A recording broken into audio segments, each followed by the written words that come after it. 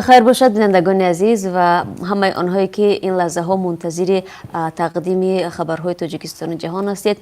شالای گلخوجه هستم در روز پنجشنبه هفتم فوریه در روبروی شما از قرارگاه مرکزی رادیو زودی در شهر پراگ و چون همیشه با خبرهای تازه تاجیکستان و جهان و امیدوارم که در چند دقیقه که من برای شما خبر تقدیم میکنم ما رو همراهی میکنید تا اینکه از جزئیات خبرهای تازه آگاه باشید و بفهمید که در تاجیکستان و دیگر گوشه های مختلف دنیا این لحظه ها چی میگذرد و همین حال و هوا در پراگ 3 درجه زیر صفر است. انتظار می رود که در دوام روز باران باریده 1 درجه گرم شود.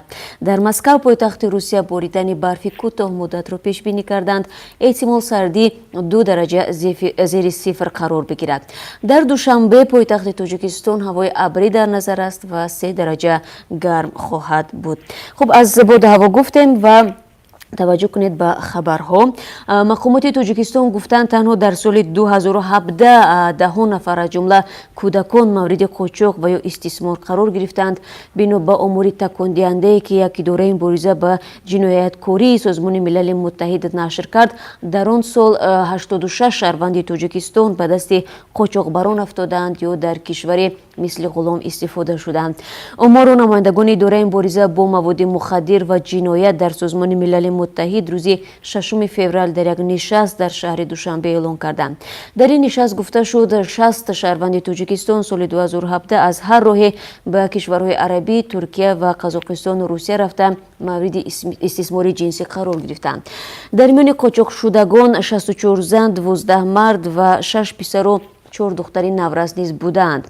انات سیسینا نماینده دیگری اداره مبارزه با مواد مخدر و جنایت در سازمان ملل متحد از شهر وین افسریا گفت افزایش تعداد افراد قاچاق شده میتواند بیانگر زیاد شدن مشکل اقتصادی در تاجیکستان باشد، زیرا ساکنان در جستجوی کار و مزد خوب فریفته وعده‌های افسانه‌ای میشوند. شهر داد او.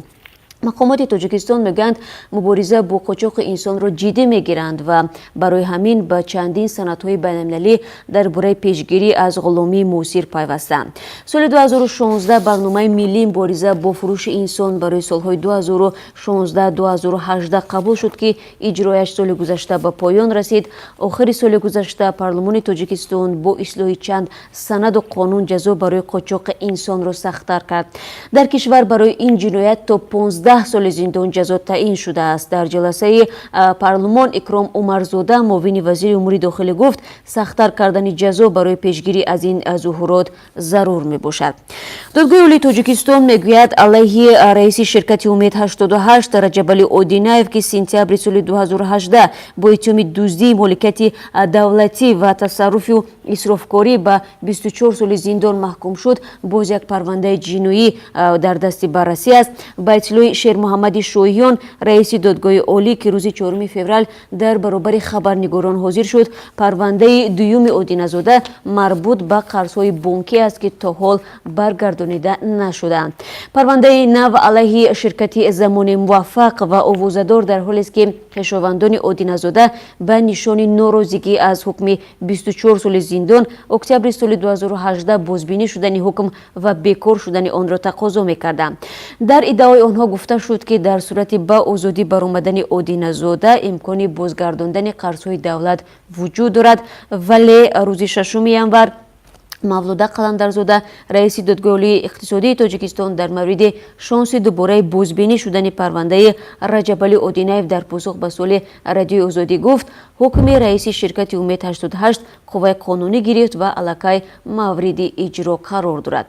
پرونده دوم در نسبت اودینزاده به قول رئیس دادگاه عالی بعد از اعلان شدن حکم اولی او باز شده است. شیر محمد شویان گفت پرونده جنایی نوبتی در نسبت رئیس شرکت امید 88 به دادگاه ارسال شده، مهری مخفی ندارد و در حال بررسی می باشد.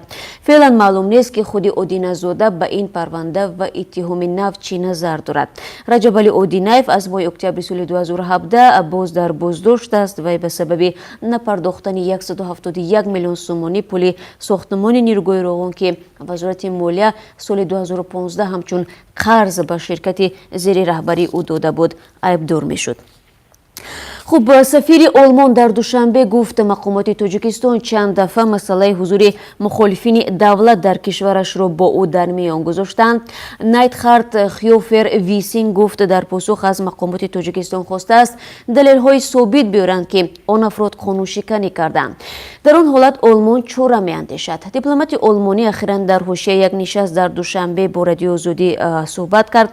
آلمان در برابر لهستان یکی از کشورهای اروپایی است که صدها نفر از طرفداران حزبی در کشور ممنوع نهضت اسلامی و گروهی از دیگر اندیشان تاجیک در آن جا پناهگاه سیاسی گرفتند. تعداد دقیق آنها معلوم نیست. نیتخارت خیوفر ویسینگ افزود کشورش با عقیده‌های سیاسی پناهجویان کاری ندارد و فقط در صورتی در مقابل آنها چاره می‌اندیشند که قانون‌های آلمان را رعایت نکنند. بار اول نیست که سفیر یک کشور غربی با نگرانی‌های مقامات تاجیک درباره پناهگاه دادن به مخالفین دولت پاسخ می‌دهد.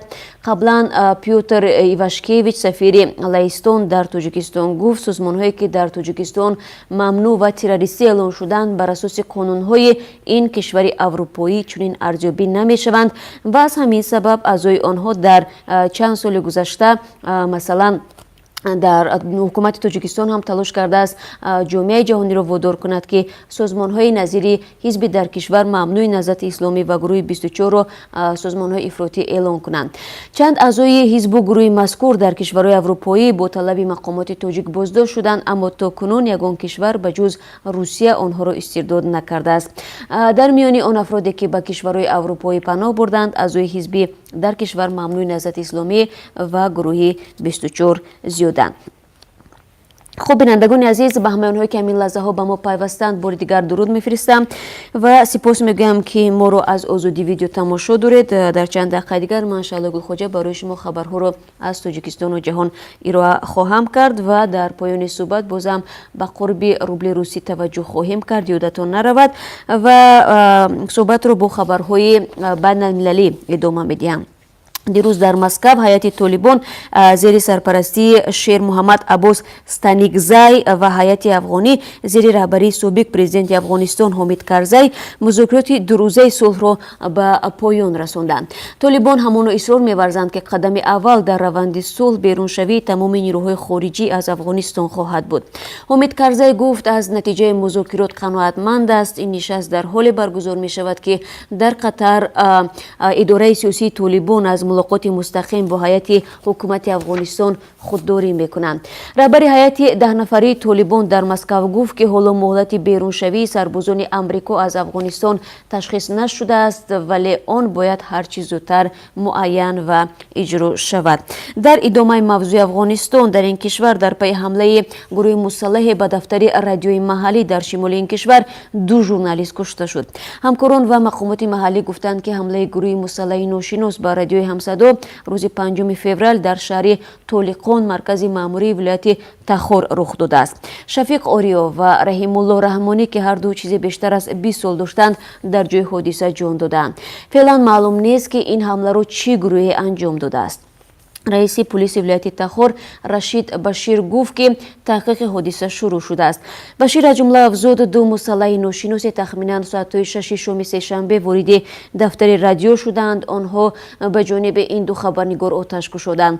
هنگامی که حادثه رخ داد این 2 ژورنالیست پشت میکروفون برنامه اجرا میکردند. 1 ماه پیش 5 ژانویه ژورنالیست دیگر جاوید نوری در زادگاهش فرح در غرب افغانستان کشته شد. مسئولیت کشتاری نوری را طالبان به عهده گرفته گفتند که این ژورنالیست برای حکومت کار میکرد. در گذشته ها طالبان و همگروه دولت اسلامی چندین بار به ژورنالیستان افغان حمله کرده. تنها در سال 2018 که به ارزیابی های گزارشگران بدون مرز خونین ترین سال برای ژورنالیستان افغانستان بود، 15 خبرنگار را کشتند. دادگاه امریکا پسر سابق سفیر قرقیزستان را برای 3 سال زندانی کرد. او اقرار کرد که تلاش داشته است به جمهوری چچنستان روسیه سلاح قاچاق کند. دادرس امریکایی میگوید ماه ژانویه بعد 3 ماه بازداشت تنگی صدیقوف اعتراف کرد که قانون نظارت صادرات سلاح در امریکا را پایمال نموده است. صدیقوف و الدر رضوانوف ماه فوریه سال 2018 در واشنگتن دستگیر شده بودند. آنها بدون اجازت کوشش داشتند تخمینا 100 عدد سلاح را به چچنستان قاچاق کنند. در عین زمان دادگاه شیخان طاهوری شهر توشکند روز 5 فوریه بررسی دادگاهی شکایت پدر یک دانش آموز لیسه اکادمی اسلامی ازبکستان را ضد رهبریت تعلیمگاه آغاز کرد که با رویمال مذهبی آمدن به درس را منع نموده است. به گفته عبدالواحد یعقوبوف پدر دانش آموز 17 ساله لیسه که خود حقوق شناس است دختری او نابالغ می باشد و بنابراین او خواست که از حقوق وی خودش حمایت کند. با دادگاه شکایت برده بکار کردن قراری داخلی تعلیمگاه را طلب کردند که آمدن دانش آموزان را به درس با رویمال اسلامی سندهای بین المللی است که حکومت ازبکستان آنها را امضا کرده است. اظهار داشت همصحبت ما.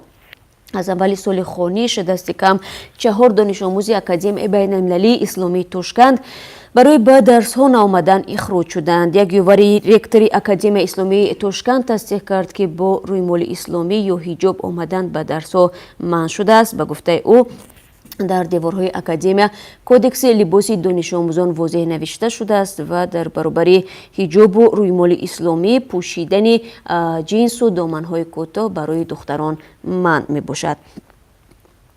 و برمیگردیم به خبرهای مربوط به تاجیکستان.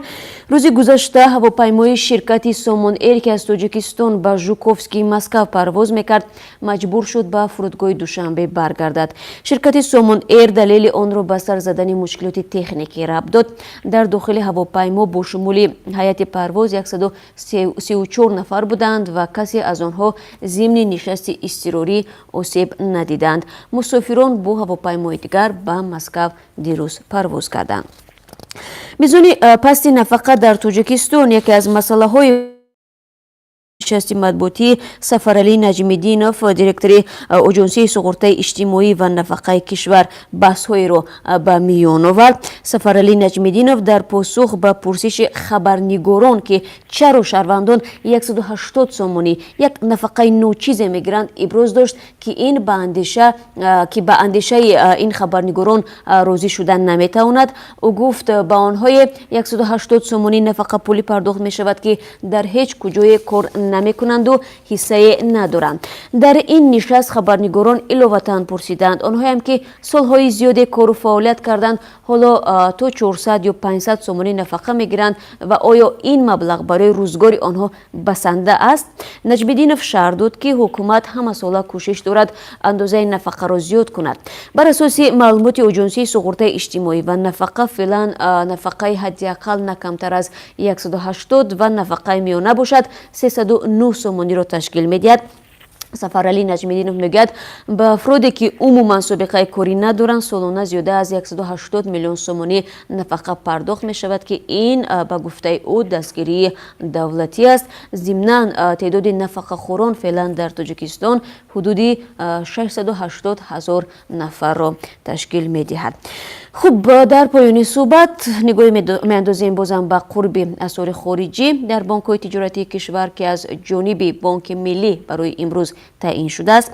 $1 9 سومانی و 43 درم، 1 یورو 10 سومانی و 74 درم و 1000 روبل روسی 143 سومانی و 40 درم می باشد.